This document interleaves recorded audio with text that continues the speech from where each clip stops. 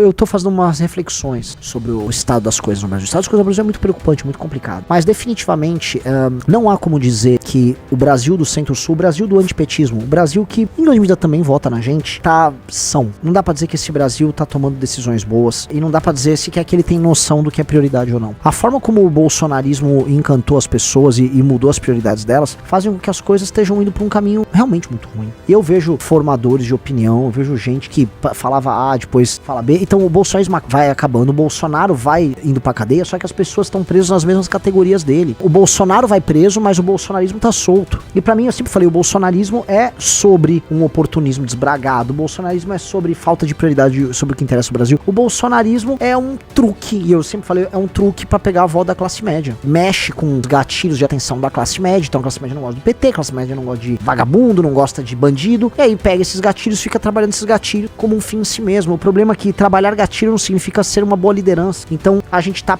padecendo nisso. Porque nunca a classe média no Brasil teve um senso de pertencimento, de entendimento sobre o papel dela no Brasil, como hoje. A classe média, ela é profundamente antipetista, ela se reconhece já num conjunto de valores. Só que ela não tem prioridade. O fato, galera, assim, da gente...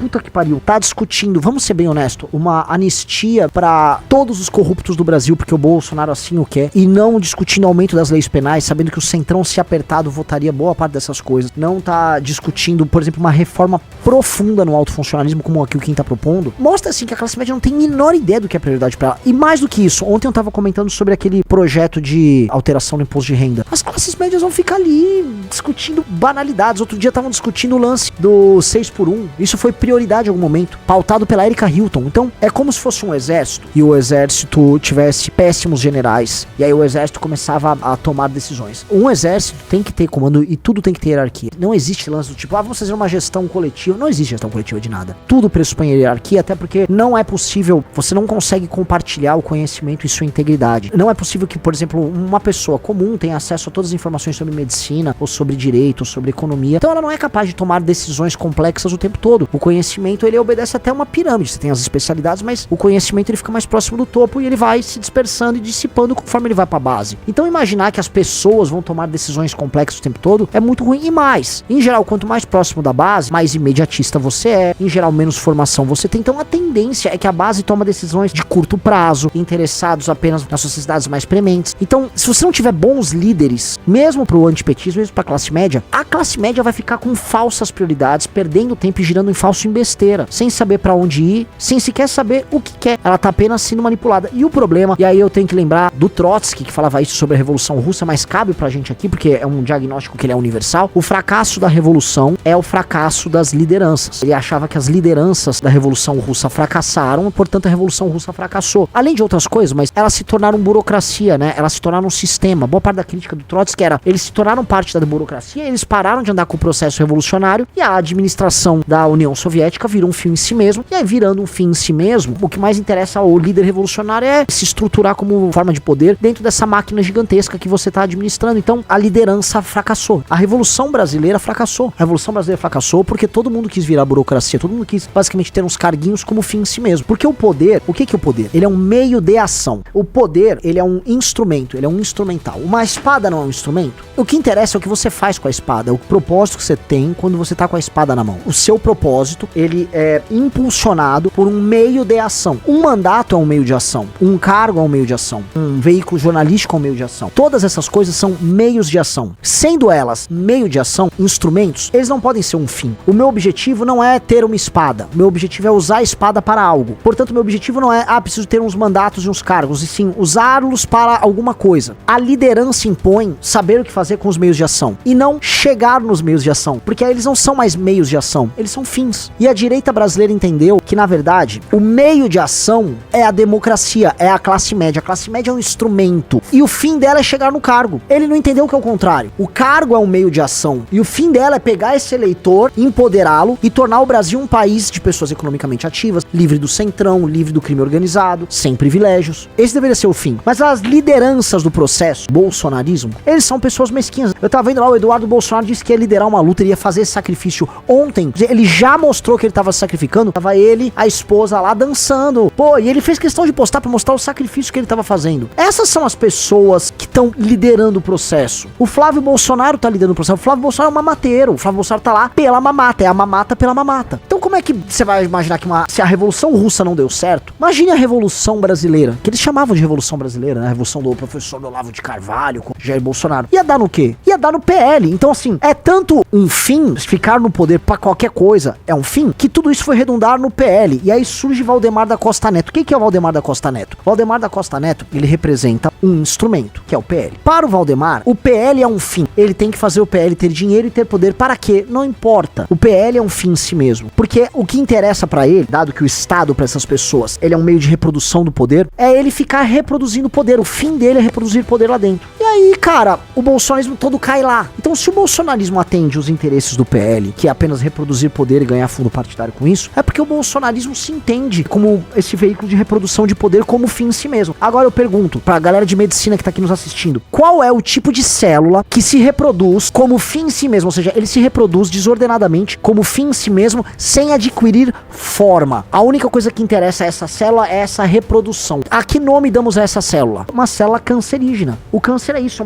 ele não tem um organismo específico. Ele é literalmente um monte de célula que fica sugando os recursos ali, fica ocupando espaço dos outros órgãos, secando, matando os outros órgãos. E quando viu, ela se reproduz tanto como um fim em si mesmo que ela mata a pessoa. O que nós temos no corpo do Estado brasileiro, a gente pode falar no corpo da sociedade brasileira, são vários tumores. Os projetos de poder brasileiros são tumores, eles são coisas que se reproduzem como um fim em si. Então a mera reprodução faz com que você tenha políticos que entendem que não existe causa nenhuma. É tudo exageradamente cínico. E precisa ser cínico, porque assim, ó, o eleitor é um meio de ação. Então o eleitor é um meio de ação. Você faz o que você quer com o eleitor. O eleitor é tua espada. É isso que eles entendem. E você faz qualquer coisa com o eleitor. Você precisa se financiar com o eleitor. Você faz essa vaquinha com o eleitor. Você cria uma moeda de mentira, uma criptomoeda e faz um pump and dump com eles, puxa o tapete dos caras, toma uma grana, você se elege usando eles, aí você chora pra eles. Você faz o quê? Você põe eles na frente do quartel propondo um golpe de Estado, depois eles vão presos. O Bolsonaro, pra dar um exemplo, ele usou o eleitor como um meio de ação. O eleitor tinha que ser mobilizado pra ficar na frente do quartel através de mentiras, como o negócio da urna. Foi o que eles fizeram ali. O cara inteligente botou o Roney, ele falou, mas isso é o caminho natural do Estado. Penso que sim. Não só o moderno como o antigo, ele cria, dentro da sua organicidade, a burocracia. E a burocracia, ela funciona como um fim em si. A burocracia passa a parar de entender que ela tem um objetivo de servir a sociedade, e ela entende que ela tem que servir até a própria reprodução da burocracia. E a burocracia ganha um caráter muito particular. A burocracia cria a ideologia da burocracia. É uma reprodução suicida. E existe um papel do líder e do homem público em segurar esse processo. Quando a gente olha o Estado brasileiro e o Estado americano, ou qualquer Estado, como reprodução metastática da burocracia e do sistema, e que a força antissistema, que se coloca como antissistema no Brasil, que é o bolsonarismo, ela também é em si um tumor, e ela também só vai agravar metástase, aí você percebe que você não vai resolver nada. Aí você entende porque quando o Bolsonaro foi presidente, a primeira coisa que ele fez foi se juntar com o próprio câncer. O Bolsonaro é um tumor que concorre com outro tumor, só que na hora de destruir o corpo, os dois estão juntos. O Bolsonaro é Centrão, que é tumor, o Bolsonaro é STF, que é tumor, o Bolsonaro é tumor também. E no Brasil o negócio é muito difícil, porque o PT é outro tumor. Então a gente tá assim, o corpo brasileiro, o Estado brasileiro, a sociedade brasileira é uma sociedade assim, com múltiplos cânceres, numa metástase muito louca. A gente tá parecendo, não é nenhum câncer, a gente tá parecendo aqueles casos, a gente deve ter visto no YouTube, daqueles japoneses que receberam uma radiação muito grande com a bomba, mas não foram destruídos com a bomba, aí o corpo deles foi derretendo, literalmente derretendo, se decompondo em vida. É assim que tá a sociedade brasileira, ela é uma sociedade em decomposição. Quando eu vejo, ontem eu tava vendo o Vini Júnior, herdeiro do Neymar na camisa 10 na seleção, divulgando o Oruan. O Oruan foi preso com um cara foragido do Comando Vermelho na casa dele. Não dá pra separar a relação dele com o Comando Vermelho e com o pai dele. O Vini Júnior divulga ele, divulgou a música dele, Leante Oruan. Ou seja, o Vini Júnior tava provocando. Ele, Vini Júnior, né, com a assessoria de esquerdista dele, um dos maiores chorões que tem. Eu posso falar que o Vini Júnior se foda, o maior chorão do cacete. Vai divulgar o Oruan na PQP, seu bosta. Mora lá fora, mas no Brasil divulga traficante. Que é esse que é o papo dele com o Neymar. Um dos parceiros do Neymar faz do negócio com o PCC em São Paulo. Tudo normal. Aí o Vini Júnior é isso. Não podemos falar, o Vini é legal, ele dribla, ele faz gol na Champions. Foda-se.